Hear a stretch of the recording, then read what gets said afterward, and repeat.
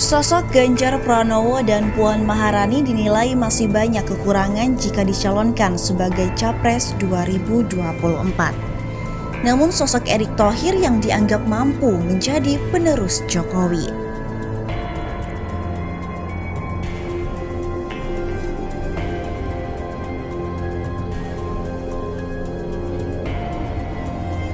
Dilansir dari Demokrasi.id, kontestasi calon presiden atau capres di internal PDIP semakin meruncing. Perebutan simpati antara Ganjar Pranowo dan Puan Maharani juga semakin jelas terlihat, baik kepada masyarakat maupun kader internal partai. Atas hal tersebut, Forum Politik Indonesia pun memberikan kajian terhadap potensi pencapresan kedua tokoh partai banteng tersebut. Ketua Forum Politik Indonesia sekaligus komunikolog politik nasional Tamil Selvan mengatakan bahwa sampai saat ini Ganjar dan Puan belum memiliki kemampuan dominasi dalam hal magnet politik. Keduanya dinilai memiliki kelebihan dan kekurangan yang membuat level ketokohan mereka tidak mengungguli satu dengan yang lainnya. Kang Tamil, panggilan akrabnya, mengatakan bahwa secara politik praktis, Ganjar memiliki tingkat kontestasi yang lebih mumpuni dibanding Puan. Sebab selain terbukti pernah memenangkan kontestasi sebagai anggota DPR RI, Ganjar mampu membuktikan dirinya terpilih dalam kontestasi pilkada di Jawa Tengah bahkan hingga 2 periode. Namun di sisi lain, menurut Tamil, variabel kelebihan Ganjar tersebut juga tentu tidak murni karena kemampuan magnet politik dirinya pribadi.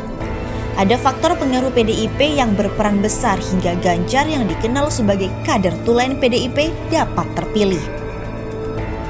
Keterpilihan Ganjar tersebut tentu tidak menjadi keniscayaan jika dirinya tidak diusung oleh PDIP atau jika Ganjar tidak maju di Jawa Tengah yang dikenal sebagai kandang banteng. Kata Kang Tamil dalam keterangan tertulis pada Sabtu 20 Mei. Sementara menurut Kang Tamil, Puan Maharani tidak pernah mengikuti kontestasi politik praktis di level atas seperti pilkada yang dihadapi Ganjar. Walaupun tentu kemampuan Puan dalam meraup suara tertinggi di Pileg 2019 merupakan prestasi yang tidak dapat ditampilkan. Namun secara kritis hal tersebut tentu terjadi karena Puan Maharani adalah permaisuri dari PDIP dan terah keturunan Soekarno. Jika tanpa predikat tersebut, belum tentu Puan mampu meraup perolehan suara tersebut serta kesempatan menjadi menteri. Puan belum pernah menghadapi pilkada, namun suara tertinggi di DPR itu tentu sebuah prestasi yang luar biasa. Terangnya, soal potensi keduanya pada Pilpres 2024, Kang Tamil menjelaskan bahwa berdasarkan variabel yang telah diulasnya, maka dapat disimpulkan bahwa kemampuan elektoral Ganjar Pranowo dan Puan Maharani sangat bergantung pada magnet politik PDIP. Tanpa PDIP, sosok pribadi mereka belum masuk dalam kategori tokoh politik yang mumpuni. Penjelasan ini jelas bahwa Ganjar dan Puan itu hebat karena PDIP. Tanpa PDIP mereka hanya politisi biasa, tidak ada lebihnya. Jelas Kang Tamil.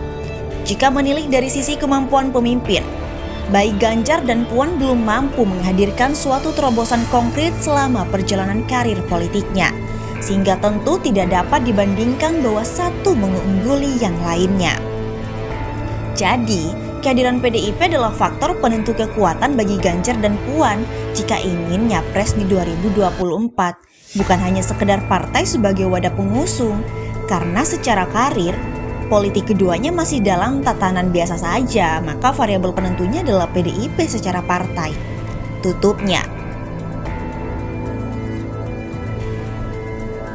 Sementara itu masih diberitakan oleh Demokrasi.id, pengamat politik Surokim Abdussalam mengatakan kepercayaan Presiden Jokowi kepada Menteri BUMN Erick Thohir menjadi barometer bahwa mantan Presiden Inter Milan tersebut adalah figur yang mampu meneruskan kepemimpinan pada 2024 mendatang.